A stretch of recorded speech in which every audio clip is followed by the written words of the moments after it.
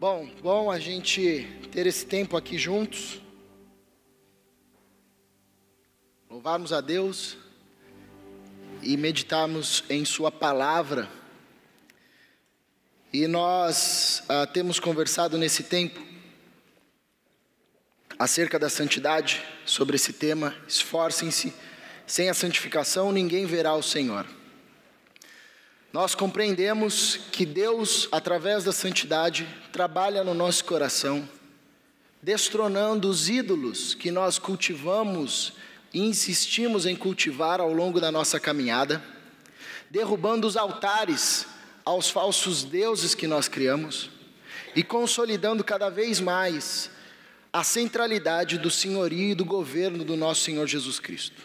É por isso que dentro da temática maior de idolatria que tem norteado as nossas falas aqui ao longo desse ano, nós nos propusemos a falar e meditar acerca da santidade, porque acreditamos que a santidade é essa trilha de condução do Espírito Santo, onde Ele vai quebrando os altares do nosso coração e formando cada vez mais em nós a centralidade do governo do senhorio de Jesus Cristo, e isso transparece na nossa vida, numa vida que cresce à semelhança da vida de Jesus. E hoje nós falaremos sobre crescendo em força, a vida cristã com poder. A gente entende que santidade não nos conduz a um ambiente estático, a uma ausência de movimento, a uma vida que é separada do mundo, distanciada do mundo, sem gerar impacto na história. Pelo contrário, o que nós vemos nas Escrituras é que quanto mais santo o Espírito Santo vai nos tornando, mais na história nós vamos entrando e mais na história nós vamos sinalizando o amor de Deus. Mas na história nós vamos sinalizando o reino de Deus. E para isso nós precisamos da força do Cristo, da força de Deus. Nós precisamos do poder de Deus que opera em nós e que opera através de nós. Por isso nós falaremos hoje sobre crescer em força. Nos domingos anteriores, no domingo anterior nós falamos sobre crescer à semelhança de Cristo, e anterior nós falamos sobre crescer em arrependimento. E hoje nós vamos falar sobre crescer em força, entendendo que a trilha da santidade nos conduz cada dia mais a uma vida vivida na força de Deus, a uma vida cristã com poder. E eu convido você a um texto bem conhecido, Efésios capítulo 6, do verso 10 ao verso 18. Efésios 6, do verso 10 ao 18. E diz assim, palavras do apóstolo Paulo: finalmente, fortaleçam-se no Senhor e no seu forte poder. Vistam toda a armadura de Deus para poderem ficar firmes contra as ciladas do diabo.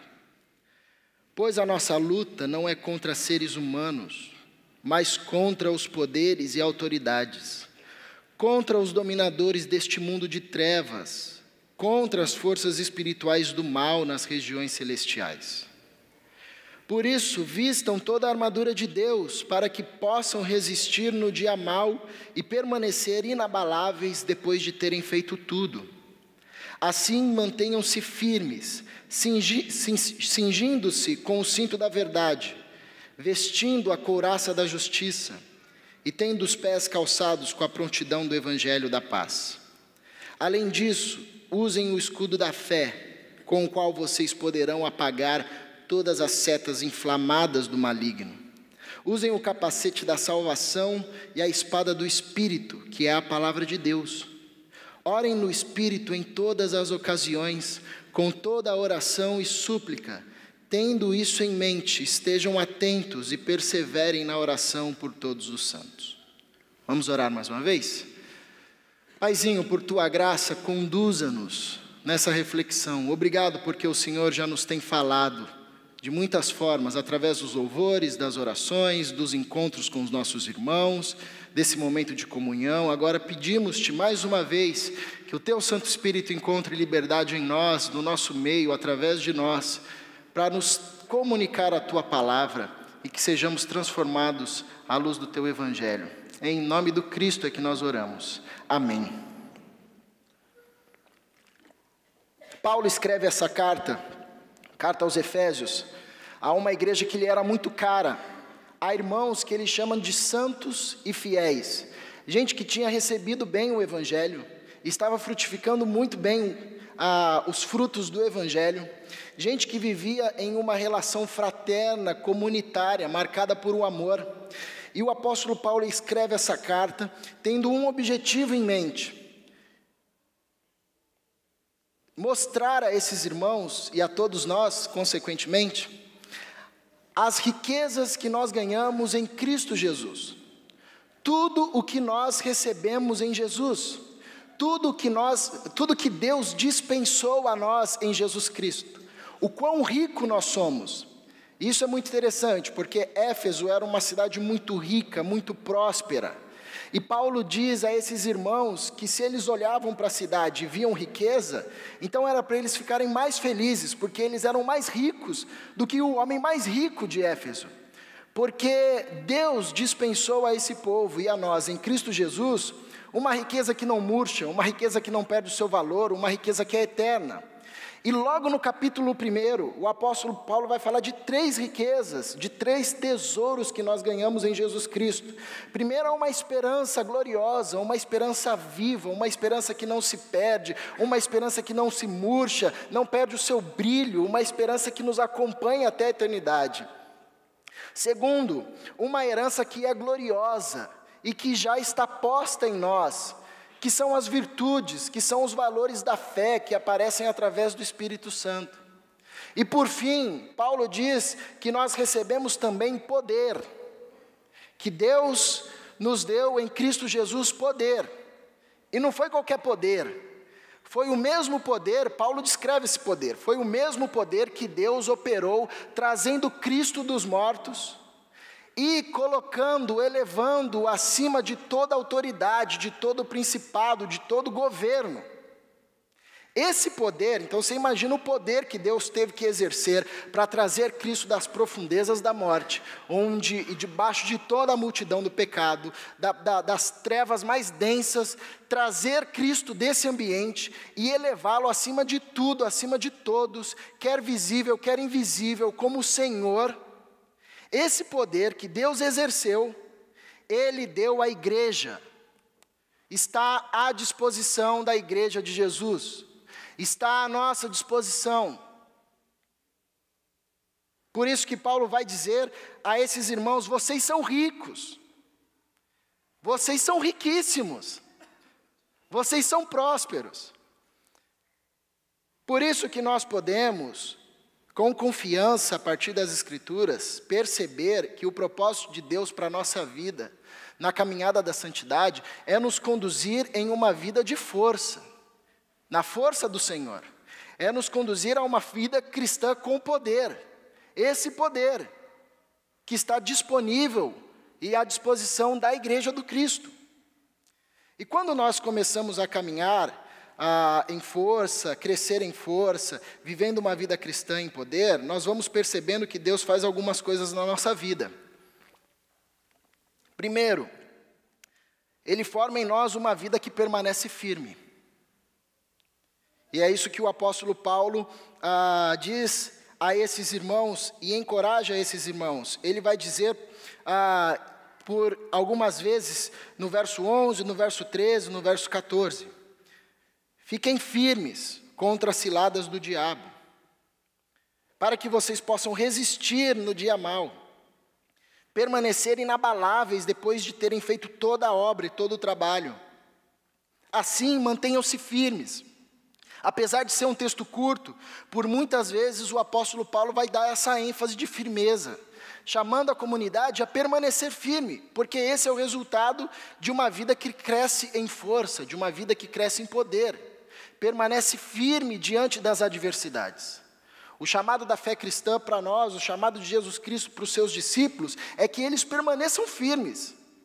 Por quê? Porque o alicerce onde eles estão construindo a sua vida é firme, é uma rocha. Jesus mesmo disse isso aos seus discípulos, sobre aqueles homens que ouvem a sua palavra e a praticam. Eles são como um homem que constrói uma casa sobre a rocha e não sobre a areia. Vem o vento, vem a tempestade, vem o mar, vem a chuva e a casa permanece firme.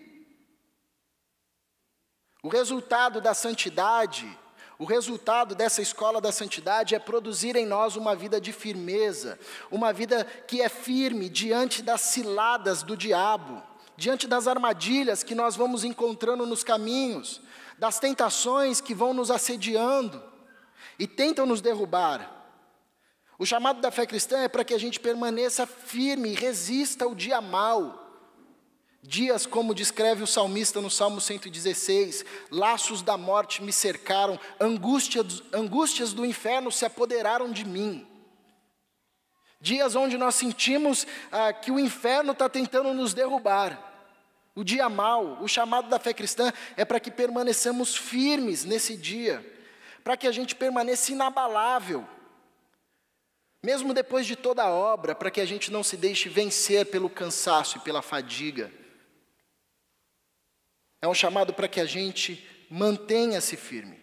E é interessante que essa palavra firme usada pelo apóstolo Paulo traz a figura de alguém que está diante de um tribunal sendo acusado com veemência, com muitas vozes, mas ele permanece firme e convicto. E é impossível não lembrar de Jesus Cristo, quando ele estava sendo julgado num tribunal que desrespeitou todas as legalidades da época, num tribunal de soldados que não respeitavam a sua integridade física, a sua dignidade, mentiam sobre ele, blasfemavam contra ele, batiam e espancavam ele, envergonhavam ele, mas Jesus permanecia com um olhar sereno, com um olhar firme, com uma fala firme, de quem sabe quem é, de quem sabe a quem tem que responder. É a firmeza que o poder de Deus deseja operar em nós. E quando nós caminhamos em santidade caminhamos cada vez mais para uma vida de firmeza através do poder de Deus que opera em nós. Então, nessa escola da santidade, onde o Espírito Santo nos conduz e nos convida para nos esforçarmos, a permanecermos nessa caminhada, a fazermos aquilo que nos compete, o resultado é uma vida de firmeza. Isso significa dizer que aquelas tentações que quando nós começamos na caminhada cristã, nos derrubavam, aqueles ventos, aqueles medos, que quando nós começávamos a caminhar com Jesus, nos afligiam, nos derrubavam, depois, agora de anos de caminhada, já não podem mais nos derrubar. Porque se ainda continuam a nos derrubar, significa que nós não nos amadurecemos nessa caminhada, que nós não crescemos em força, que nós estamos como crianças que não se alimentaram direito, estão fracas ainda. Isso aqui também nos é um gabarito.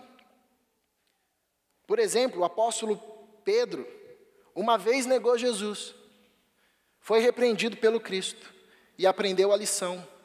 E depois, anos depois, mesmo diante da morte, já não negou mais, mesmo morrendo como um mártir por causa do Evangelho. Cresceu em força. Aquilo que antes lhe era medo, agora, por causa da força do Cristo, do poder de Deus que operava nele, não lhe gerava mais medo. Esse é o chamado da fé cristã, para que nós cresçamos em força e em uma vida cristã com poder, para que aquilo que antes nos derrubava, aquilo que antes nos abalava, não venha mais nos abalar.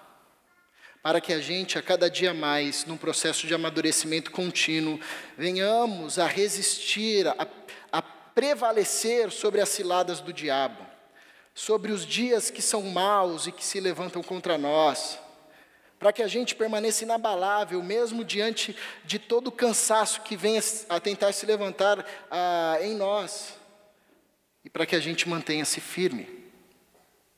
Então, viver uma vida que cresce em força, viver uma vida cristã de poder, é viver uma vida que permanece firme. E em santidade, nós rumamos cada vez mais para isso, para uma vida de firmeza, para uma vida inabalável. Também podemos aprender nesse texto que uma vida que cresce em força, uma vida que vive essa fé de poder, essa vida de poder, é uma vida que enfrenta o mal. Olha o que o apóstolo Paulo vai dizer, e a ênfase que ele vai dar nesse ambiente de combate, de guerra que nós vivemos. Ele vai dizer: a nossa luta não é contra seres humanos. mas contra os poderes e autoridades, contra os dominadores deste mundo de trevas, contra as forças espirituais do mal nas regiões celestiais. A nossa luta, nós temos posições e entes que estão contra nós e nós estamos contra eles. Há uma luta em um ambiente de trevas. Ou seja, Paulo nos descreve aqui um cenário que o pastor Eugene Peterson, falecido, já disse na mensagem, um estado constante de guerra. E esse é um dos objetivos do apóstolo Paulo, alertar a igreja desse estado constante de guerra. Não para nos colocar medo, porque nós já temos a vitória em Cristo, não para nos deixar neuróticos, mas para nos situar na história e para nos lembrar da nossa vocação. A vocação da igreja é enfrentar o mal. Isso está no DNA da igreja, no nascedouro da igreja. Quando Pedro tem a revelação por parte de Deus sobre quem é Cristo, e ele diz, tu és o Cristo, Filho do Deus vivo, lembra dessa passagem no Evangelho? Jesus diz, Pedro, feliz você é, sobre essa sentença, eu vou criar a minha igreja, e as portas do inferno não prevalecerão sobre ela. Eu sempre li esse texto e achava que Jesus estava dizendo que a igreja ia estar na história, ia estar lá vivendo os seus dias, e o inferno estaria atacando a igreja, mas a igreja iria resistir. No fim, a igreja sairia vitoriosa. Mas a lógica do texto é diferente, porque ninguém ataca com porta. Porta é um instrumento de defesa. Ninguém vai para a guerra e fala, gente, pega a porta aí, vamos guerrear, leva as portas aí. Não, porta é um instrumento de defesa. A lógica do texto é, a igreja avança sobre o inferno. A igreja avança sobre o mal. E o inferno, e o império do mal, o império das trevas, não consegue resistir à força do avanço da igreja. Porque isso é o DNA da igreja, enfrentar o mal. Toda vez que nós resistimos às tentações, nós estamos enfrentando o mal. Nós estamos diminuindo o espaço do mal na história. Lembra de Jesus no deserto? Quando ele foi tentado por Satanás, e ele recusou todas as tentações de Satanás, o que Jesus fez ali foi julgar o diabo. Foi mostrar ao diabo que chegou um homem na história no qual Satanás não encontrava espaço para apoiar nele a sua maldade e nem disseminar a sua maldade. Era Jesus dizendo ao mal, basta, acabou o seu tempo, chegou ao fim. Você encontrou alguém que vai lhe resistir, em quem você não vai encontrar ponto de apoio, em quem você não vai encontrar força para ecoar a sua maldade virá e ela se afastará, porque eu vou mandar você cada vez mais para longe. Esse é o DNA da igreja, é isso que nós fazemos, é por isso que nós somos instados a todo instante a resistirmos a tentações, a não pecarmos, a não dar espaço para o mal, porque pecar é dar espaço para a maldade, é fazer o mal ecoar, e quando nós resistimos à tentação, nós estamos enfrentando o mal, nós estamos julgando o mal em todas as suas instâncias. Então o apóstolo Paulo nos convida para essa luta, nos relembra que estamos nesse ambiente de guerra, e que nós, em santidade, fomos chamados para enfrentar o mal e suas manifestações, e o poder de Deus é o que nos movimenta, é o que nos fortalece, é o que nos conduz nesse enfrentamento. E olha que interessante que o apóstolo Paulo, ele vai nos dizer que essa batalha se dá em dois ambientes, simultaneamente. Nós lutamos contra os dominadores deste mundo de trevas, então esse ambiente que jaz do maligno, esse mundo marcado por trevas, por morte, pelo pecado, nós lutamos aqui numa luta objetiva, visível, palpável, mas também contra as forças espirituais do mal nas regiões celestiais. Numa esfera que nós não conseguimos ver, numa esfera que não é tão objetiva quanto a nossa, mas mesmo assim é real.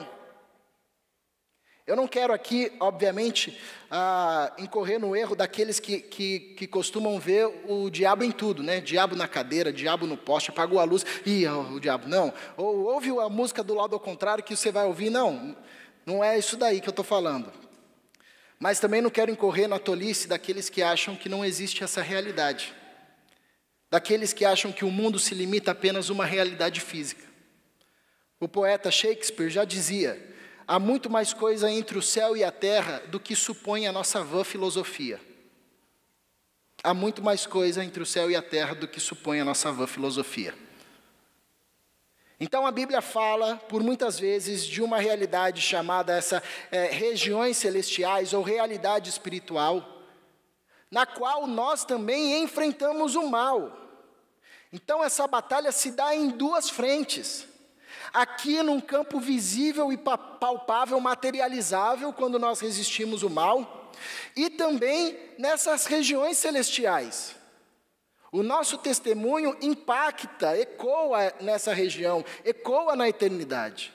E dois exemplos bíblicos nos ajudam a entender isso. O primeiro é o exemplo da vida de Jó. No começo do livro de Jó, diz que os anjos e Satanás foram prestar contas para Deus, e Deus disse para Satanás: você viu o meu servo Jó? Como ele é justo? E o interessante não é Deus falar isso, o interessante é o diabo responder: eu vi, eu conheço Jó, eu sei quem ele é, eu sei o tipo de vida que ele é, mas ele é justo porque o Senhor dá isso, porque o Senhor dá aquilo. Ou seja, a vida de Jó, o testemunho de Jó era conhecido dos anjos. Não estava restrito apenas a esse ambiente físico, a esse ambiente da história materializável. O outro relato está em Atos capítulo 19, sobre os 7 filhos de Seva, que foram, eles eram uma espécie expulsavam demônios itinerantemente, né? E eles foram se apropriar do nome de Jesus como se isso fosse uma repetição mística e mágica. E eles chegaram até a casa de um endemoniado para expulsar o demônio desse cara e disseram o seguinte: saia em nome de Jesus a quem Paulo prega. E o texto diz, verso 13, capítulo 19, que o demônio virou para esses moleques e disse assim: Jesus eu conheço, Paulo eu sei quem é, mas vocês nós não conhecemos. E espancaram aqueles caras. Mas o interessante é eles dizerem: Paulo nós conhecemos. A vida de Paulo não ecoava apenas na região de Jerusalém, entre os gentios, entre o Império de Roma. O testemunho de Paulo era conhecido nas regiões celestiais. Ele era conhecido como alguém em quem operava o mesmo Espírito que operou em Jesus Cristo. Então o apóstolo Paulo nos lembra a dimensão dessa guerra, para que a gente não deixe de vigiar, para que a gente não baixe a guarda, para que a gente não despreze o esforço da santidade, o caminho da santidade, a escola da santidade, para que a gente não deixe que o mal faça morada na nossa casa. Martinho Lutero já dizia que você não consegue impedir um pássaro de pousar na sua cabeça, mas você pode impedir ele de fazer um ninho na sua cabeça. Quantas vezes o mal vem e se aporta na nossa casa, na nossa consciência, no nosso coração, e a gente alimenta e faz aquilo crescer. Nós não somos desse grupo, nós não somos desse exército que dá espaço para o mal, que dá ibope para a maldade. O nosso chamado é para enfrentar o mal em todas as instâncias, como Jesus, em todas as instâncias, quer visíveis, quer invisíveis, quer nesse mundo marcado por trevas, quer nas regiões celestiais. Uma vida que cresce em força, uma vida cristã de poder, é uma vida que se reveste do poder de Deus. Nós usamos aqui algumas metáforas para nos ajudar a entender esse caminho da santidade, esse chamado do esforço na santidade. Falamos a respeito do atleta, todas as metáforas bíblicas. Falamos a respeito da noiva, do casamento, da noiva que se prepara para o noivo, o nosso Senhor Jesus Cristo. E aqui Paulo nos traz uma metáfora para nos lembrar a importância de nos prepararmos nessa batalha, que é a figura do soldado. Provavelmente, se você já frequentou a EBD quando você era criança, você já pintou muito esse versículo, já se vestiu dessa armadura, já cantou uma musiquinha na frente lá, passou vergonha no Dia das Mães, vestido da armadura de Deus, enfim. Olha o que o apóstolo Paulo vai dizer para nós. Fortaleçam-se no Senhor e no seu forte poder, é assim que ele começa no verso 10. Revistam-se do poder de Deus. Isso está disponível para nós. Isso está à disposição da igreja. Não tentem ir pela força de vocês. Fortaleçam-se no Senhor, no seu poder. E por 2 vezes ele vai instar a igreja: vistam toda a armadura. Vistam toda a armadura. Isso está disponível para a gente. Você não precisa comprar, já foi pago. Você não precisa ir muito longe, está aqui, está disponível a nós pelo Espírito Santo de Deus que habita em nós. A armadura de Deus é a forma na qual é a roupa que nós usamos nessa batalha. É o que Deus nos dá, os recursos que Deus nos dá e nos capacita e nos municia para que a gente enfrente o mal, para que a gente resista às ciladas do diabo, para que a gente permaneça firme. E quais itens compõem essa armadura? O cinto da verdade, a couraça da justiça, os calçados do evangelho da paz, o escudo da fé, o capacete da salvação, a espada do Espírito. Essas virtudes, esses valores, são presentes de Deus que nos capacita a resistirmos o mal, que nos capacita a fazermos com que o mal retroceda. Verdade. É o chamado que o cristão recebe para viver. Viver na verdade, viver pela verdade, viver a partir da verdade. Viver na verdade é trazer tudo para a luz. É não deixar nada na escuridão. É não ocultar nada. É ser sincero, é ser autêntico. E isso é um desafio. Para nós, então, nós fizemos da mentira uma questão pragmática. Nós cultivamos pequenas mentiras, né? Às vezes a pessoa vem apresentar uma coisa e não ficou legal, e aí você, para não magoar a pessoa, aí você mente, fala: não, tá bom, tá bacana, essa roupa tá muito bonita, pode ir que você não vai passar vergonha. Vai passar vergonha. A gente não trabalha com a verdade. A gente não quer ir, mas para não magoar e para não falar: eu não quero ir porque eu não gosto muito desse ambiente, a gente diz: não, estou com uma dor de cabeça aqui. Ou aquele famoso: fala que eu não estou, saí. Mentira virou para nós uma moeda pragmática. Mas esse não é o nosso chamado. O nosso chamado, a nossa arma, não é mentira. A nossa arma é a verdade. E é difícil viver a verdade, quer nas pequenas coisas ou nas grandes coisas. E é interessante que Paulo descreve a verdade como cinto. Paulo, quando escreve essa carta, ele está preso em Roma, provavelmente amarrado a um soldado. Se não amarrado a um soldado, vendo vários soldados à sua frente. Então, quando ele vê um soldado, ele está tendo esse insight de Deus e escrevendo isso de forma bem visível. O cinturão da verdade. O cinto era o que conectava a parte de baixo à parte de cima. Sem o cinto, a parte de baixo caía. Sem o cinto, a parte de cima ficava solta. A verdade é o que conecta a gente por inteiro. É o que dá liga na nossa vida. E aqui é interessante que Paulo descreve uma armadura que cobre da cabeça aos pés, a totalidade. Essa é a ideia do apóstolo Paulo. Um pastor chamado Marcelo Galberto tem o costume de orar, quando um grande amigo, a gente se encontra, ele fala que Jesus te abençoe da cabeça aos pés para não sobrar nada para o diabo. É mais ou menos essa ideia. A armadura de Deus nos cobre por inteiro.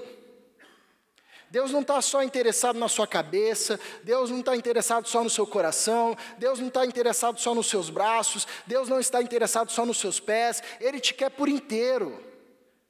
A santidade não é só uma coisa para a sua cabeça, a santidade é para o seu corpo inteiro, para a sua totalidade, oferecer todos os membros como sacrifício vivo ao Altíssimo, como culto ao Senhor.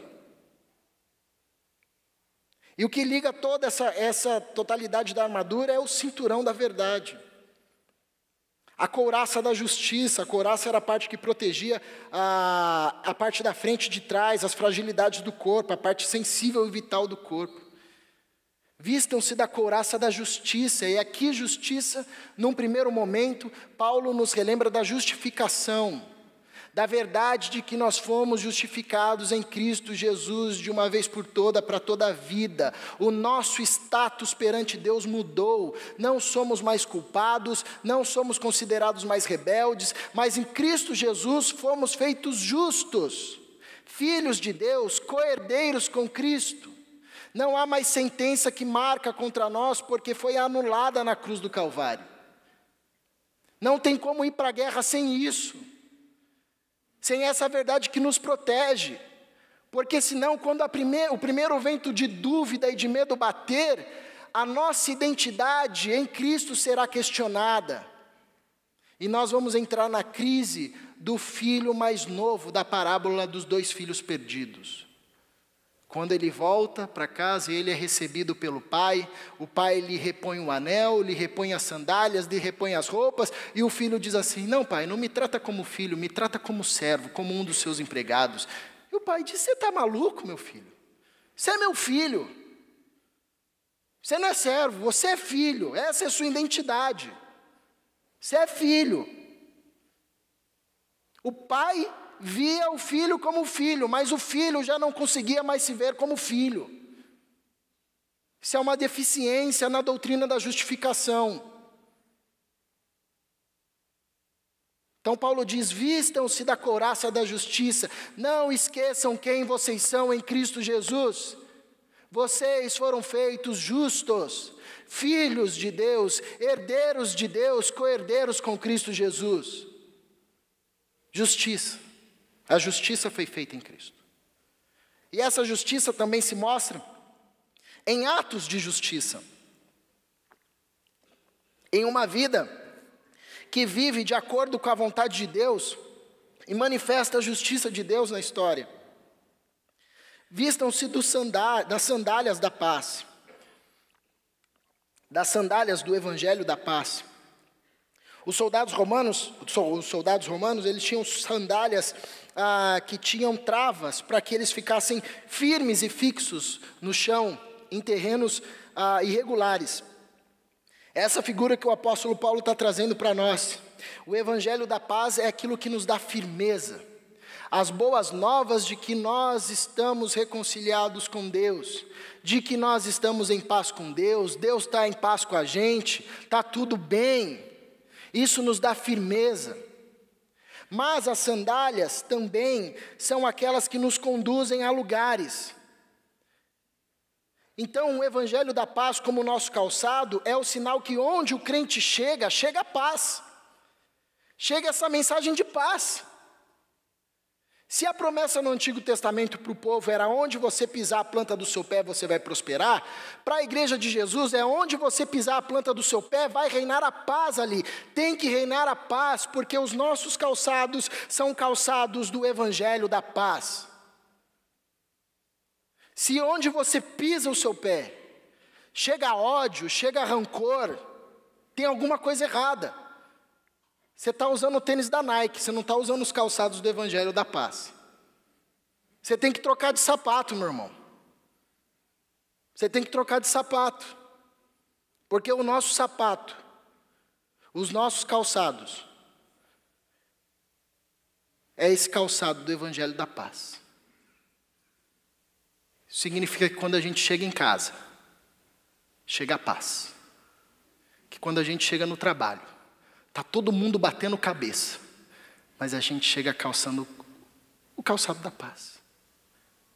Você deve conhecer gente que é assim, que quando chega ou quando fala, Sai uma paz daqui, manda uma paz daquela pessoa. Você fala, fica mais perto da gente, não vai embora não.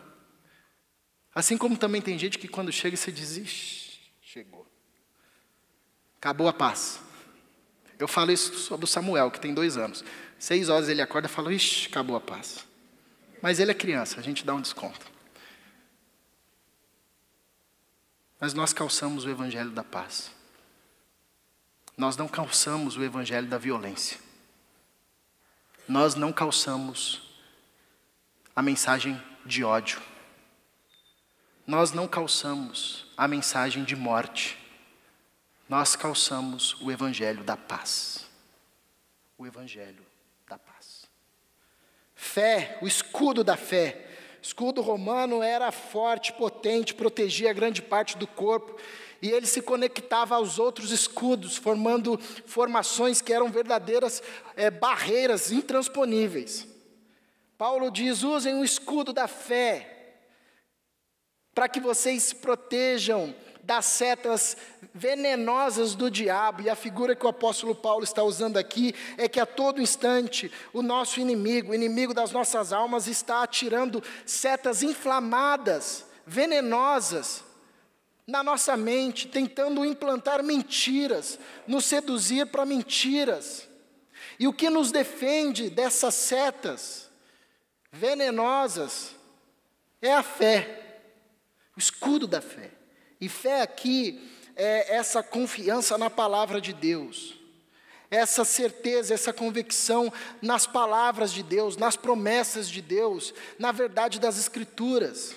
E isso é interessante. A fé é um antídoto contra as tentações de Satanás, contra as flechas inflamadas do maligno, porque essas setas têm um único objetivo: nos seduzir à mentira, nos seduzir ao que é falso, nos seduzir à morte. E somente a fé, que é a convicção no que é verdade, no que é vida, pode nos proteger disso. Toda vez que nós pecamos porque vacilamos na fé. Porque acreditamos mesmo que aquela tentação, que aquele pecado iria nos oferecer algo que parecia com vida, mas não era vida. Por isso que logo depois que nós pecamos, a gente já sente um gosto amargo na boca. Já fala, o que eu fiz? Isso não matou minha sede. É igual estar com sede e tomar Coca-Cola, né? Achando que vai matar a sede, você fica com mais sede ainda. Porque é mentira, é engodo. Parece verdade, mas é mentira. Parece vida, mas é morte. Parece gostoso, mas é amargo, é azedo. Por isso a fé, essa convicção e essa certeza no que é certo, nos salva disso, nos protege dessas setas inflamadas. O capacete da salvação.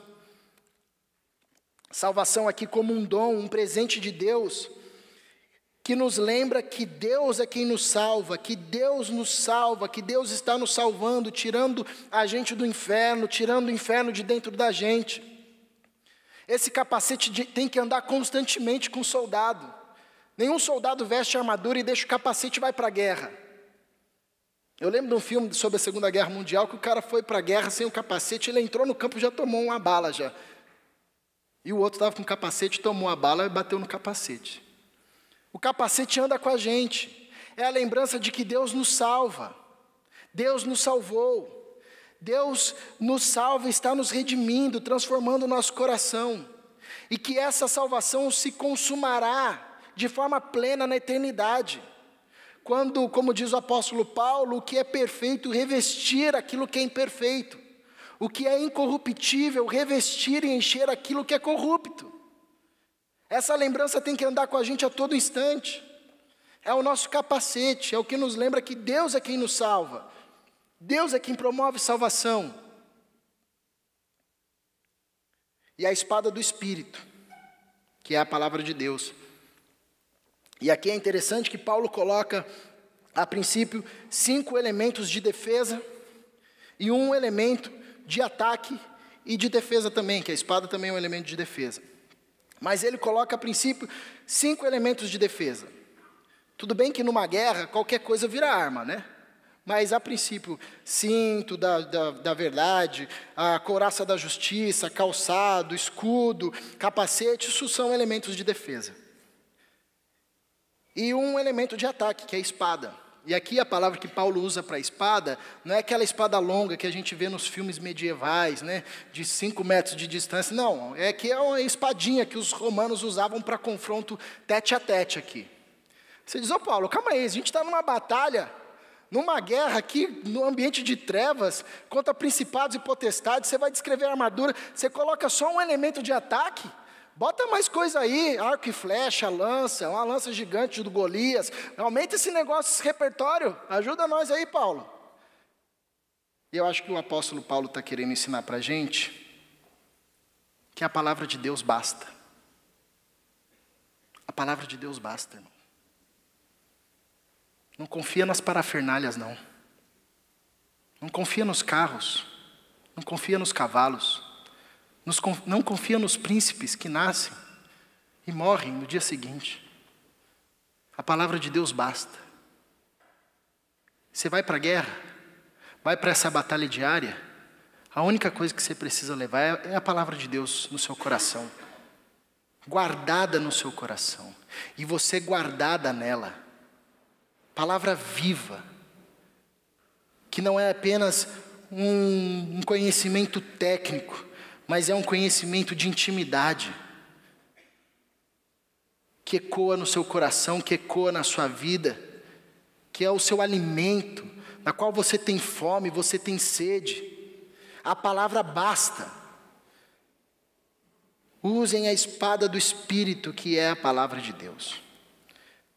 Então, uma vida que cresce em força, uma vida que vive no poder de Deus, é uma vida que se reveste desse poder, que veste-se da armadura de Deus, que está à nossa disposição. E é a armadura que nos municia e nos capacita para vencermos o mal, para resistirmos o mal, para permanecermos firmes diante das ciladas do diabo. E por fim, uma vida que cresce em força, uma vida cristã de poder, é uma vida marcada pela oração.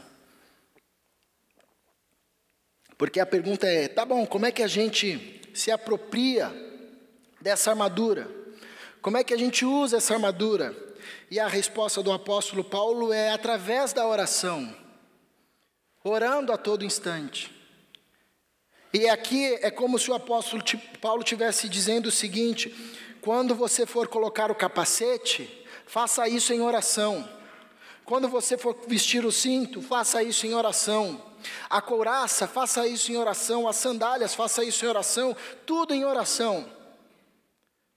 A oração é fundamental e essencial na caminhada com Jesus. Não existe desenvolvimento da fé sem oração. Não existe crescimento em santidade, caminhada em santidade sem oração. Nós vivemos em oração, da oração e para a oração. É assim que um crente vive. E aqui o apóstolo Paulo não está falando de oração religiosa. Ele diz, orem no Espírito. Ele nos ensina uma outra categoria de oração. Porque se ele nos encoraja a orar no Espírito, é porque é possível a gente orar não no Espírito. E essa expressão é muito usada por Paulo. Andem no Espírito, vivam no Espírito, caminhem no Espírito, encham-se do Espírito, orem no Espírito. E o que o apóstolo Paulo está querendo dizer? Façam isso em comunhão. Ele está descrevendo uma relação de intimidade, uma relação de comunhão profunda, de comunhão constante, de consciência viva de que o Espírito Santo habita em nós, de sensibilidade aos direcionamentos do Espírito Santo, de dar espaço em nós para o Espírito Santo agir, uma vida que alegra e não entristece o Espírito Santo, que obedece à condução do Espírito Santo. Orem no Espírito. Não é aqui um chamado para a nossa oração religiosa do dia a dia, sabe aquela oração do almoço? Vamos orar, gente. Pai, muito obrigado por essa comida, que o Senhor Não é esse tipo de oração.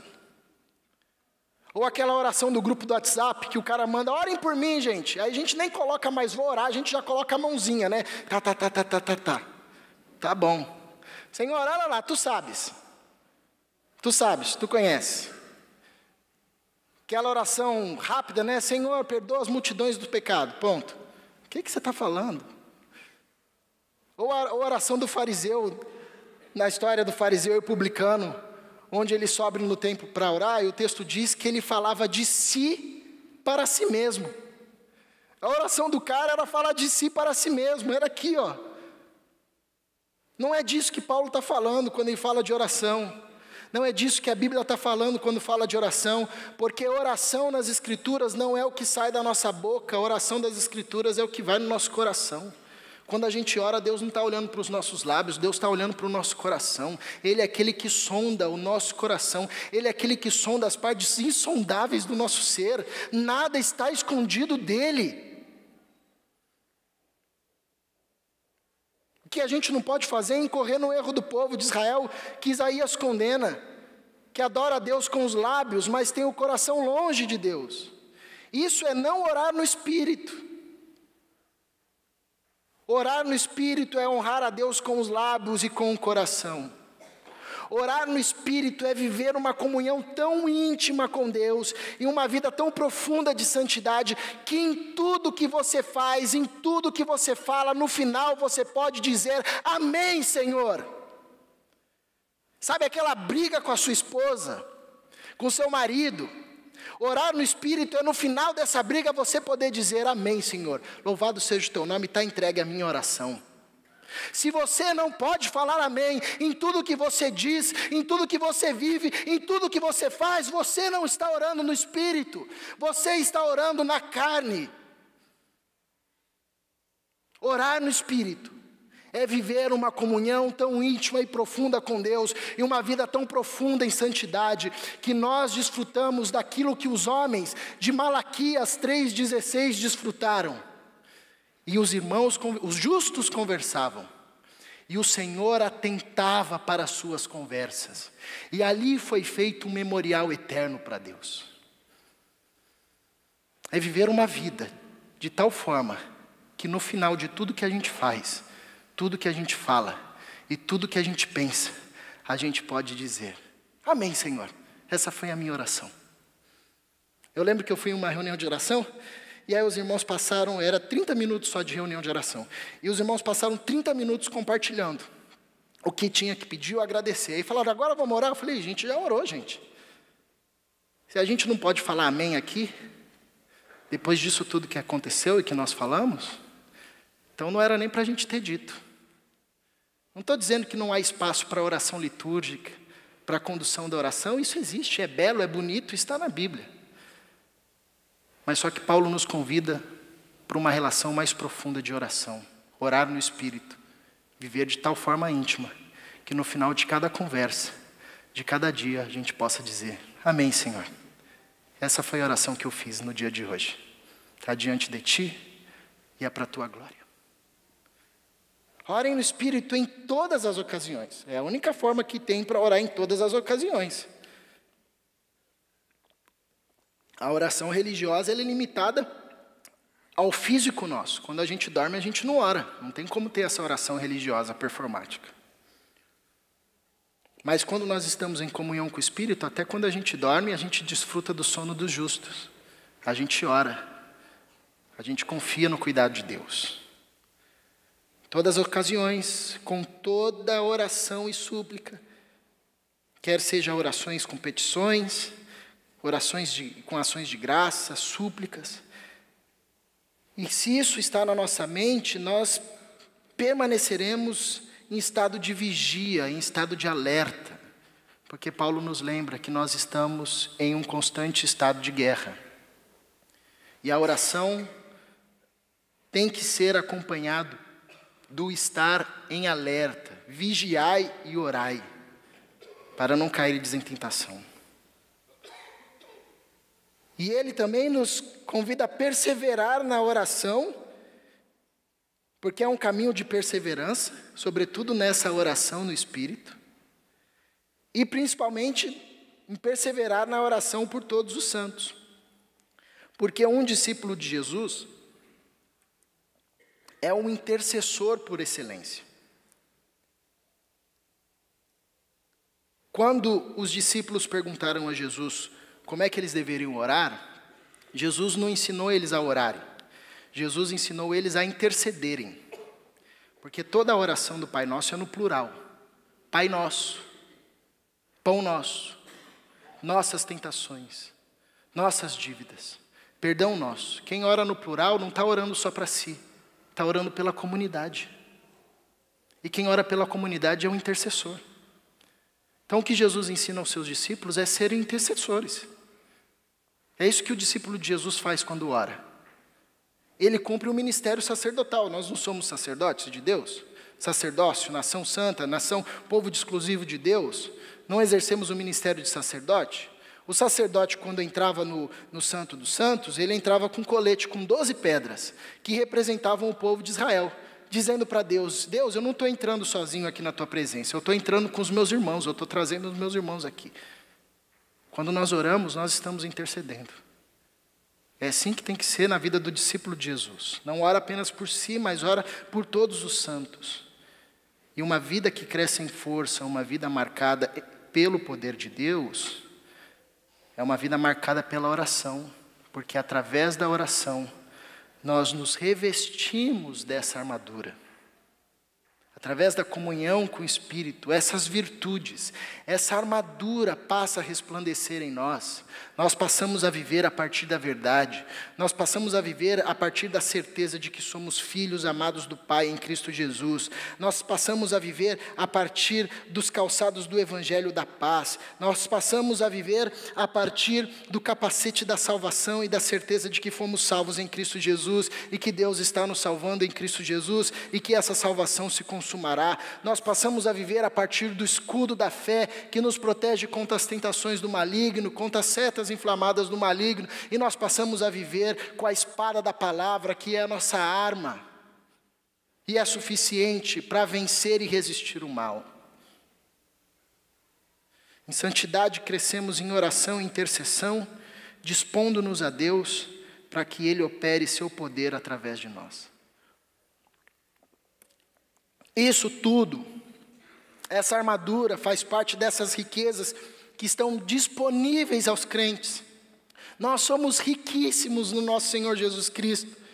Não deve haver uma vida pautada pela escassez ou pela pobreza desses recursos, porque Paulo diz que isso já está dispensado para nós. Já está disponível para nós pela fé em Cristo Jesus, através do Espírito Santo. E esse é o chamado que nós recebemos para viver da parte de Deus, essa vida marcada pelo poder de Deus. Eu lembro de uma história, uma biografia que eu li há tempos atrás, de uma mulher que morreu em 1916, e ela foi uma das pioneiras, como mulheres, a investir no Wall Street, em Nova York. E ela foi, sem dúvida, a mulher mais rica da sua época. Tinha uma fortuna maior, mais do que 200 milhões. Só que ela era conhecida como a mulher mais avarenta da América. Como a mulher mais mão de vaca da América. Ela usava o mesmo vestido surrado. E usava e só trocava o forro do vestido. Quando, sim, tinha que trocar mesmo, não tinha mais jeito. Ela...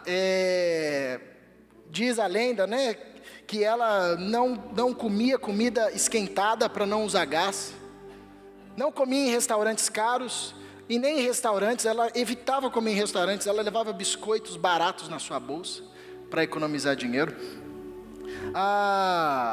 Quando seu filho quebrou uma perna, ela demorou para realizar o tratamento, porque ela ficou procurando um tratamento gratuito, e porque ela demorou para tratar, o seu filho teve que ter a perna amputada. E quando ela morreu, a fortuna dela era uma fortuna de mais de 200 milhões. Era uma mulher que tinha muito dinheiro, mas viveu uma vida de pobreza. Há um perigo da gente incorrer nesse mesmo erro. Deus, em Cristo Jesus, nos deu muitas riquezas. Não é dinheiro, não é prata, não é ouro. Não é nenhuma riqueza que pode ser comida pela traça, ou pelo tempo, ou perder o seu valor. Mas são riquezas eternas em Cristo Jesus, que são suficientes para nos ajudar nessa trilha de santidade, e que são fortes em Deus para resistir o mal. Isso está à disposição da gente, está à disposição da igreja do Cristo. Esse poder, o mesmo poder que Deus operou para trazer Cristo dos mortos e colocá-lo acima de todo trono, todo principado e toda potestade, está à disposição da igreja. Nós somos ricos em Cristo Jesus. Isso está à nossa disposição.